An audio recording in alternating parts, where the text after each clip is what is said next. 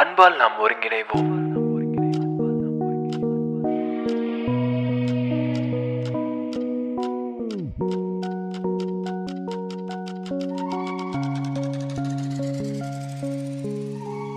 நம்ம எல்லாருக்குமே ஒரு கட்டத்தில் நம்ம கம்ஃபர்ட் ஜோனை விட்டு வெளியில் போகிற சுச்சுவேஷன் வருங்க.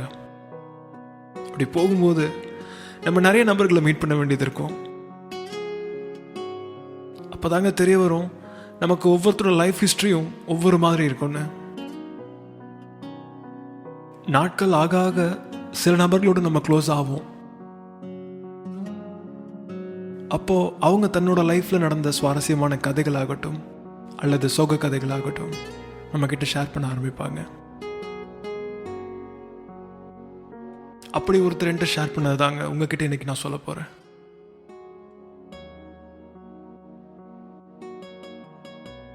நானும் எல்லாரும் மாதிரி படிப்பு முடிச்சுட்டு பெங்களூரில் ஒரு நல்ல கம்பெனியில் ஜாபுக்கு போயிட்டு இருந்தேன். அப்போது ஒரு நாள் ஈவினிங் வேலை அன்னைக்கு ஜாஸ்தியாக இருந்ததுனால ஜாப் முடிச்சுட்டு வீட்டுக்கு கிளம்பி ரொம்ப லேட் ஆயிடுச்சு. ஒரு 1-2 பேரை தவிர எல்லாரும் வீட்டுக்கு போயிட்டாங்க. ஆனால் என்னோட கொலீக் ஒருத்தர் மட்டும் வீட்டுக்கு கிளம்பலான்னு அங்கே நின்றுட்டு இருந்தார். அவர் ஆக்சுவலாக கொலீக்னு சொல்கிறத விட மோரோவர் எனக்கு ஒரு குட் பிரதர்னே சொல்லலாம். அப்போ நான் நக்கலாக அவரை பார்த்து, என்னங்க உங்களுக்கு இன்னைக்கு வேலை கழுத்து நெருக்கிடுச்சு போல அப்படின்னு சொல்ல, அவர் ஆமா ரீகன், இன்னைக்குன்னு பார்த்து வண்டி வேற ரிப்பேர் ஆயிடுச்சு மார்னிங், சரின்னு பஸ்ஸை பிடிச்சி வந்தேன், இப்போ வேலை வேற ஜாஸ்தியாக இருந்ததுனால லேட் ஆயிடுச்சு அப்படின்னு சொன்னார். நான் உடனே, என்னண்ணா இப்போ பஸ்லேயே போக போகிறீங்க, வாங்க போகிற வழி தானே, உங்கள் வீட்டில் நான் ட்ராப் பண்ணிடுறேன்னு கூப்பிட்டேன்.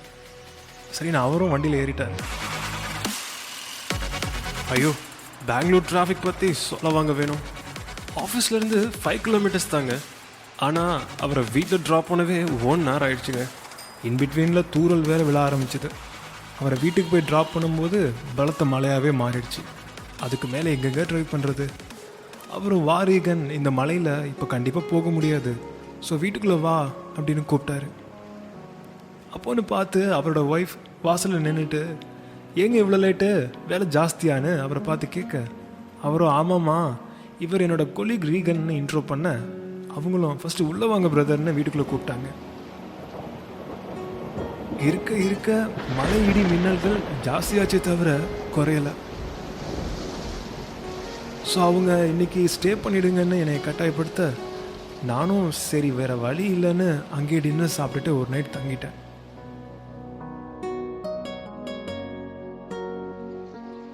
நெக்ஸ்ட் டேங்க, சண்டே மார்னிங் ஒரு 6:30 இருக்கும். எந்திரிக்கும் போது அந்த அண்ணா தான் எனக்கு காஃபி போட்டுட்டு வந்து கொடுத்தார். எனக்கு மட்டும் இல்லைங்க, தூங்கிட்டு இருந்த அவங்க ஒய்ஃபுக்கு தான். அவங்க பெட்டு பக்கத்துலேயே வச்சுட்டு வந்து பேசிகிட்டு இருந்தார்.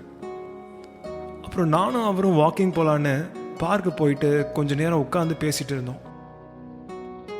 அப்போ தான் நான் அஸ்யூஷுவலாக நக்கலா, என்னன்னா நீங்கள் தான் காஃபிலாம் டெய்லியும் போட்டு கொடுப்பீங்களோ அப்படின்னு கேட்க, அவரும், டெய்லியும் இல்லை, பட் கொஞ்சம் இயர்ஸாக எனக்கு அவன் மேலே இருக்கிற அன்பும் பாசமும் அளவில்லாமல் ஆயிடுச்சு அப்படின்னு அவரோட கதையை சொல்ல ஆரம்பித்தார். அரேஞ்ச் மேரேஜ் தான்ப்பா. நல்லா லைஃப் ஸ்டார்ட் பண்ணோம். ஆஸ் யூஷுவல் எல்லார் வீட்லேயும் நடக்கிற மாதிரி நான் ஜாபுக்கு போயிடுவேன். அவள் வீட்டில் தனியாக தான் இருப்பாள். ஒரு கட்டத்தில் குழந்தையின் இயக்கம் எல்லாருக்கும் இருக்கிற ஆசை தானே, அவளுக்கும் வந்துருச்சு. எவ்வளவோ டாக்டர்ஸ் பார்த்தோம், எதுவுமே ஒர்க் அவுட் ஆகலை.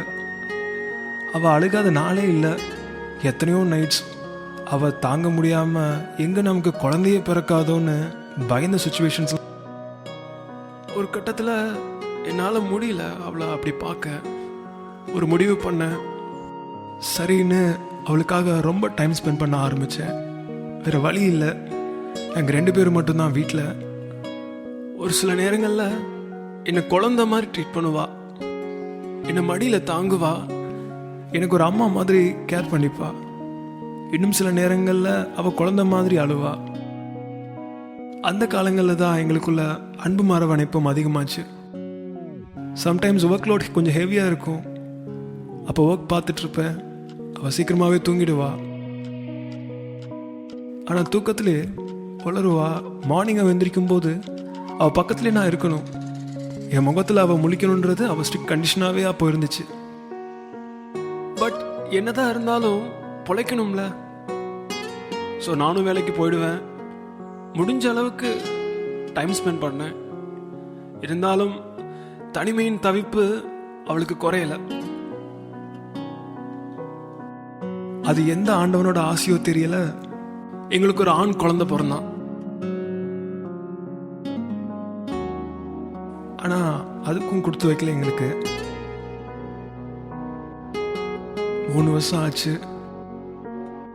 ஒரு கொடூரமான நோயால அவனும் இப்ப எங்க கூட இல்லை. இதை விட கொடுமை யாருக்கும் வரக்கூடாது. என்னாலையும் தாங்கிக்க முடியல தான். ஆனா உண்மையாவே எங்களுக்கு நம்மளை விட இலகின மனசு. அவளுக்காக நான் என் கண்ணீரை மறைச்சு அவளை என் உயிரா பார்த்துக்கிட்டு இருக்கேன். சும்மா சொல்லக்கூடாது. அவளும் என் கஷ்டங்களை புரிஞ்சு வாழ அடாப்ட் பண்ணிக்கிட்டா. என் மேல அவ்வளோ அன்பு அவளுக்குன்னு அவர் சொல்ல சொல்ல என் கண்களில் கண்ணீர் தேங்குச்சு. அப்போ அவருக்கு ஒரு கால். வேற யாரு, அவங்க ஒய்ஃப் தான். எந்திரிக்கும் போது கூட இல்லாம எங்க போயிட்டீங்க அப்படின்னு ஃபோன்லேயே திட்டு. உடனே நாங்களும் வீட்டுக்கு போயிட்டு பிரேக்ஃபாஸ்ட்லாம் சாப்பிட்டுட்டு சரி நான் கிளம்புறேன்னு சொன்னேன். உடனே அவங்க ஒய்ஃப் வந்து ஸ்வீட்ஸ் எடுத்துக்கோங்கன்னு கையில் கொடுத்தாங்க. என்னங்க, வந்தவங்க வீட்டை விட்டு போகும்போது ஸ்வீட்ஸ் கொடுக்கறது பெங்களூர் வழக்கமா என்ன அப்படின்னு கேட்டேன். இல்லை ரீகன், நான் சொன்னேன்ல 3 வருஷம் ஆச்சுன்னு. இப்போ மறுபடியும் எங்கள் லைஃப்பில் இன்னொரு புது உயிர் வரப்போகுதுன்னு சொன்னார். என்னையே அறியாமல் மறுபடியும் கண்களில் கண்ணீர் தேங்குச்சு. ஆனால் இந்த டைமில் ஆனந்த கண்ணீரா. ஆமாங்க, அவங்க ஒய்ஃப் கன்சீவ்டாக இருக்காங்கன்னு அப்போ தான் அவர் என்கிட்ட சொன்னார். ஒரு நிமிஷம் நினச்சி பார்த்தேன், லைஃப் எல்லாருக்கும் சோகமாகவே முடிஞ்சிடாது. இன்னைக்கு துன்பப்பட்டா என்ன, ஒரு நாள் இன்பமும் நம்மளை தேடி வரும். ஆனால் எப்போ வரணும் தான் யாருக்கும் தெரியாது. அப்படி ஒரு பியூட்டிஃபுல் கப்புள். அண்ட் அவங்க லவ் ஸ்டோரி மாதிரி நான் எங்கேயுமே கேட்டதில்லை. இப்போ மட்டும் இல்லைங்க, எப்பவும் இந்த ஸ்டோரியை மறக்கவே மாட்டேன். எனக்குள்ள இது அப்படி ஒரு இம்பேக்ட் க்ரியேட் பண்ணுச்சு. காசு பணம்லாம் செகண்டரிங்க. நம்மளை பார்த்துக்க இந்த மாதிரி ஒரு துணை வேணும்னு அன்னைக்கு தான் தோணுச்சு. ஹாப்பி லைஃப் எல்லாருக்கும் அமையுங்க. நம்ம வெயிட் பண்ணுவோம்.